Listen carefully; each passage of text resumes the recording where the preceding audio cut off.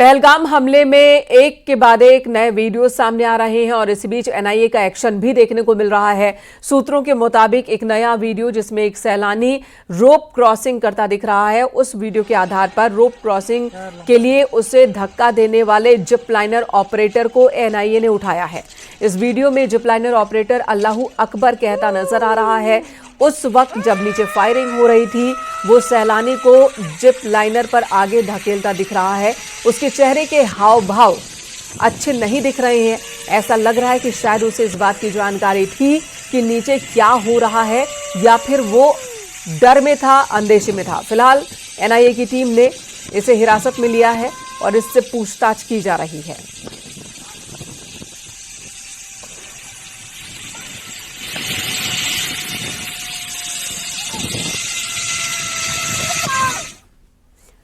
पहलगाम हमले के बाद यूपी में सीएम योगी ने बड़ा एक्शन लिया। सभी पाकिस्तानी नागरिकों को लौटा दिया गया है, यानी कि पाकिस्तान भेज दिया गया उन्हें।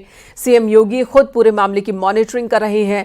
मुख्यमंत्री योगी आदित्यनाथ ने उच्च स्तरीय बैठक कर अधिकारियों को पाक नागरिकों के खिलाफ तत्काल एक्शन लेने के निर्देश दिए, जिसके बाद यूपी से चुन चुनकर सभी पाकिस्तानियों की वापसी हुई।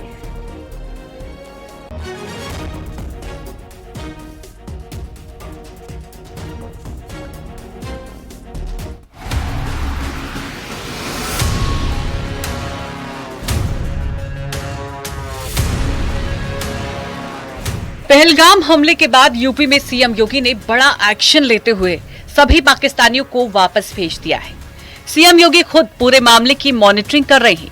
सीएम योगी ने उच्च स्तरीय बैठक कर अधिकारियों को पाक नागरिकों के खिलाफ तत्काल एक्शन लेने के निर्देश दिए थे, जिसके बाद पाकिस्तानी नागरिकों को तत्काल वापस भेजने वाला देश का पहला राज्य उत्तर प्रदेश बन गया है।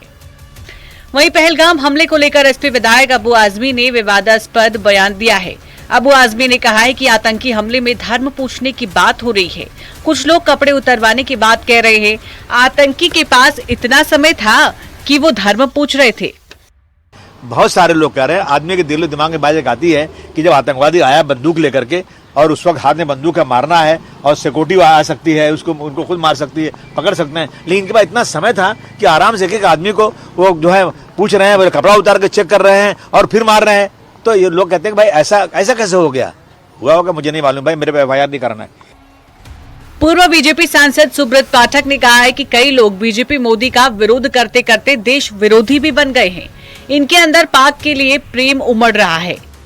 भाजपा और मोदी जी के विरोध में धीरे धीरे देश विरोधी भी हो गए हैं। नहीं तो क्या कारण है कि जहाँ के ऊपर 24 लोग केवल धर्म पूछकर और कलमा न पढ़ पाने के कारण से मार दिए गए हों, और उसमें सीधा जो पाकिस्तान से संबंध उसका हो, और उसके बावजूद भी उन पाकिस्तानियों के लिए इस प्रकार से प्रेम जिनके अंदर उमड़ रहा हो, तो मैं समझता हूँ कि उनके लिए क्या ही कहा जा सकता। यूपी में जहां चुन चुनकर सभी पाकिस्तानियों की वापसी हो गई है, वहीं पहलगाम में हुए आतंकी हमले पर सियासत थमने का नाम नहीं ले रही। न्यूज़ 18 के लिए ब्यूरो रिपोर्ट।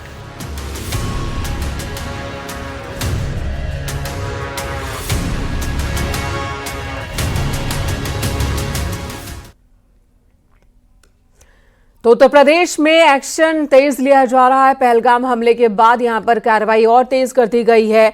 यूपी में बांग्लादेशी और रोहिंग्या की तलाश भी की जा रही है। सीएम योगी के निर्देश पर यह कार्रवाई हो रही है। सभी जिलों के डीएम और एसपी को निर्देश दिए गए हैं कि यूपी में जहां कहीं भी अवैध घुसपैठिए हैं, चाहे वो बांग्लादेशी हो, रोहिंग्या हो, बॉर्डर पर अवैध निर्माणों पर बुलडोजर एक्शन, नेपाल बॉर्डर पर अवैध मदरसों पर कार्रवाई, अब तक कई बड़े कदम उठाए गए हैं।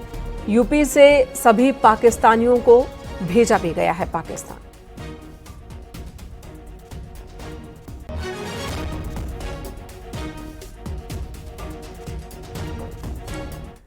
सीएम योगी आज देवरिया के दौरे पर रहेंगे। सीएम योगी यहां पर तकरीबन 676 करोड़ रुपए की परियोजनाओं का लोकार्पण और शिलान्यास करने वाले हैं। 253 करोड़ 64 लाख की 341 परियोजनाओं का लोकार्पण करेंगे। 422 करोड़ 67 लाख से अधिक की 160 परियोजनाओं का शिलान्यास करेंगे।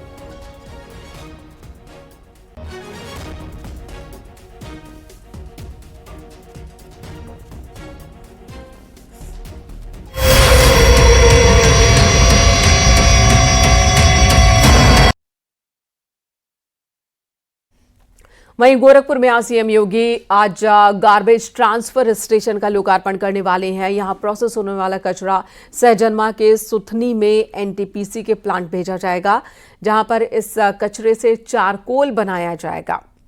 नेशनल एयर क्लीन प्रोग्राम के तहत नगर निगम के इस गार्बेज ट्रांसफर स्टेशन के निर्माण पर कुल 9 करोड़ 89 लाख रुपए खर्च हुए हैं। महानगर के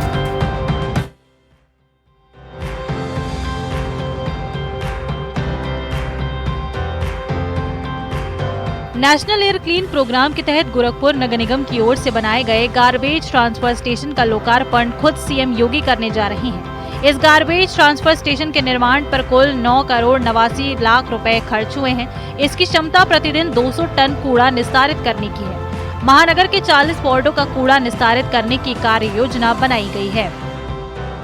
गोरखपुर शहर में सड़क के किनारे कूड़ा अब बीते दिनों की बात हो जाएगी, क्योंकि जितने भी कूड़ा स्टेशन बनाए गए थे अब उन्हें तोड़ दिया जाएगा और उन कूड़े को लाके अत्याधुनिक तरीके से उनका निस्तारण किया जाएगा। मुख्यमंत्री योगी आदित्यनाथ इस अत्याधुनिक गार्बेज ट्रांसफर स्टेशन चरगामा का लोकार्पण करेंगे। इसके लोकार्पण हो जाने के बाद से शहर के जो 40 वार्डों के कूड़े हैं वो यहाँ पे लाया जाएगा। नगर निगम के डोर टू डोर वाहन कूड़ा जमा करेंगे और फिर गार्बेज ट्रांसफर स्टेशन तक पहुंचाएंगे। यहाँ सूखा और गीला कचरा अलग अलग कर कंप्रेसर में कैप्सूल रूप में बदल दिया जाएगा। कैप्सूल के रूप में कंप्रेस्ड कूड़ा सहजनवा में बने नेशनल थर्मल पावर कॉर्पोरेशन के प्लांट पर भेज दिया जाएगा। इंटीग्रेटेड वेस्ट मैनेजमेंट सिटी के रूप में आकार ले रही सुथनी में एनटीपीसी ने कूड़े से चारकोल बनाने का प्लांट लगाया है।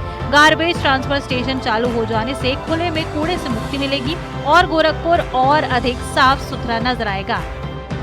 सूखा और गीला कचरा को अलग किया जाएगा, मेडिकल वेस्ट को अलग किया जाएगा और बाकायदा कैप्सूल बनाया जाएगा और कैप्सूल फिर इन छोटे छोटे जो टैंक दिख रहे हैं इसमें उसको रखा जाएगा और यहीं से जो गोरखपुर के भीटी राउत में सुथनी में गार्बेज सिटी बन रहा है वहां पे भेजा जाएगा और फिर वहां पे वैज्ञानिक विधि से उसका निस्तारण हो जाएगा। जिसके बाद कूड़े का जो निस्तारण है वो एक समस्या वो परमानेंट दूर हो जाएगी। इसी के साथ जो वायु प्रदूषण होता था और अन्य परेशानियां लोगों को होती थी वो भी दूर हो जाएगी। जाहिर है गोरखपुर शहर स्वच्छता अभियान की दिशा में नए आयाम स्थापित कर रहा है। गार्बेज ट्रांसफर स्टेशन इसी कड़ी में शहरों के सफाई अभियान में मील का पत्थर साबित हो सकता है। गोरखपुर से न्यूज़ 18 के लिए राम गोपाल द्विवेदी की रिपोर्ट।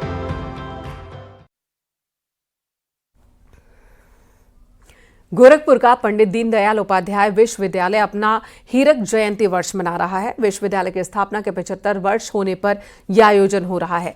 यूपी के पहले मुख्यमंत्री पंडित गोविंद वल्लभ पंत ने इस विश्वविद्यालय की नींव रखी थी। विश्वविद्यालय की स्थापना में महाराणा शिक्षा परिषद और महंत दिग्विजयनाथ ने अहम भूमिका निभाई थी।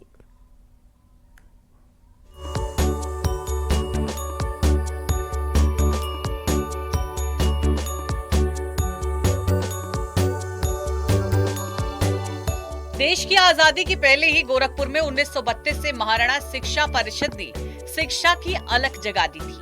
1947 में जब देश आजाद हुआ तब उस वक्त की उत्तर प्रदेश सरकार ने एक विश्वविद्यालय स्थापित करने की बात सोची। ये विश्वविद्यालय पश्चिमी उत्तर प्रदेश में बनाने की बात चल रही है। तभी गोरखपुर में महंत दिग्विजयनाथ और हनुमंत प्रसाद ने तत्कालीन मुख्यमंत्री गोविंद वल्लभ पंत से ये मांग रखी कि एक विश्वविद्यालय गोरखपुर में स्थापित किया जाए। सरकार में ये नियम था कि विश्वविद्यालय बनाने के लिए 50 लाख रुपए या उसके रेट के बराबर की प्रॉपर्टी मिले, तभी इसकी स्थापना की जा सकती है। गोरखपीठ के तत्कालीन पीठाधीश्वर महंत दिग्विजयनाथ आगे आए और उन्होंने अपने 2 महाविद्यालय महाराणा प्रताप महाविद्यालय और महाराणा प्रताप गर्ल्स महाविद्यालय को गोरखपुर विश्वविद्यालय के हवाले कर दिया। उसके बाद भी 8 लाख रुपए कम पड़ रहे थे, जिसका इंतजाम किया गया। विश्वविद्यालय के कामकाज और स्थापना दिवस के लिए 18 सदस्यीय कमेटी बनाई गई, जिसमें से 11 सदस्य महाराणा प्रताप शिक्षा परिषद से ही है। समय गोविंद वल्लभ पंत जी से बातचीत किया। भाई जी को उस समय भारत रत्न मिलने के लिए आग्रह किया जा रहा था, तो उन भाई जी ने भी विश्वविद्यालय की मांग की, महाराज जी ने भी आग्रह किया। तो जो विश्वविद्यालय पश्चिम में जा रहा था वो विश्वविद्यालय स्थानांतरित होकर के गोरखपुर में आया, लेकिन शर्त ये थी कि एक कोई न कोई स्टेब्लिश कॉलेज चाहिए और 50 लाख रुपए का फंड चाहिए। तो दिग्विजय महाराज ने उस समय महाराणा प्रताप महाविद्यालय और महाराणा प्रताप महिला महाविद्यालय दोनों विश्वविद्यालय की स्थापना के लिए दे दिया। गोरखपुर विश्वविद्यालय को महाराणा शिक्षा परिषद के पदाधिकारी आज भी एक अंग मानते हैं, क्योंकि इनकी स्थापना में शिक्षा परिषद के 2 कॉलेज के साथ साथ तत्कालीन पीठाधीश्वर ने महत्वपूर्ण भूमिका निभाई थी। महंत अवधेशानंद और महंत योगी आदित्यनाथ भी विश्वविद्यालय के उत्थान के लिए काम करते हैं।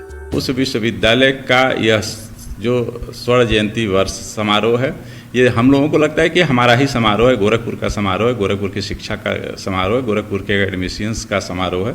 इसलिए अच्छा लग रहा है कि हम एक पूरी यात्रा पूरी करके हम 75 वर्ष की यात्रा पूरी करने के साथ एक उच्च शिक्षण संस्थान को हम और आगे बढ़ाने के लिए मार्ग उसका प्रशस्त करने जा रहे हैं। करीब 200 एकड़ में फैले पंडित दीनदयाल उपाध्याय गोरखपुर विश्वविद्यालय में मौजूदा समय में 200 से अधिक कोर्स चलाए जा रहे हैं। विश्वविद्यालय में आज 12,000 से अधिक छात्र पढ़ाई करते हैं। वहीं विश्वविद्यालय से 353 कॉलेज संबंधित हैं, जिसमें 2 लाख से अधिक छात्र पढ़ते हैं। विश्वविद्यालय को नेक A+ का खिताब मिला है। साथ ही UCG की ओर से कैटेगरी 1 का स्टेटस मिला है। आर्ट और साइंस के साथ साथ विश्वविद्यालय में आज AI और इंजीनियरिंग की भी पढ़ाई हो रही है। तो आज हमारे पास बीटेक प्रोग्राम भी हैं, फार्मेसी भी है, एग्रीकल्चर भी है और इस तरह के बायोटेक्नोलॉजी, बायो इन्फॉर्मेटिक्स जैसे होटल मैनेजमेंट, इन सभी विधाओं में हमारे यहाँ पढ़ाई हो रही है विश्वविद्यालय में। और विश्वविद्यालय न केवल शिक्षा दे रहा है, बल्कि शिक्षा के साथ संस्कार को भी, छात्रों में संस्कार देने का भी लगातार प्रयास कर रहा है। 75 साल की एक स्वर्णिम यात्रा रही है। यहाँ विश्वविद्यालय ने अनेक शिक्षाविद, बड़े बड़े पॉलिटिशियंस या आप लॉ के क्षेत्र में करें, जजेस, हर क्षेत्र में इसका बहुत बड़ा योगदान रहा है। विश्वविद्यालय से मौजूद रक्षा मंत्री राजनाथ सिंह, हिमाचल के राज्यपाल शिव प्रताप शुक्ला सहित देश के कई बड़े लीडर निकले, तो वहीं कई बड़े वैज्ञानिकों ने यहाँ से पढ़ाई करके देश का नाम रोशन किया। बड़ी संख्या में यहाँ पढ़े छात्र सिविल सर्विसेज में गए हैं, लेकिन जिन्होंने देश के विकास में अपना बड़ा योगदान दिया है। आज यह विश्वविद्यालय एक वटवृक्ष के रूप में बन गया है। यहाँ पे हजारों छात्र पढ़ते हैं, कई कोर्सेज चल रहे हैं। अब कृषि से लेके बीटेक तक, साइंस से लेके आर्ट तक सभी कक्षाएं यहाँ पे चल रही हैं और हजारों छात्र यहाँ से निकल के देश के बड़े बड़े पदों पर सुशोभित हो रहे हैं। अखिलेश पांडे के साथ रामगोपाल द्विवेदी, न्यूज़ 18 गोरखपुर।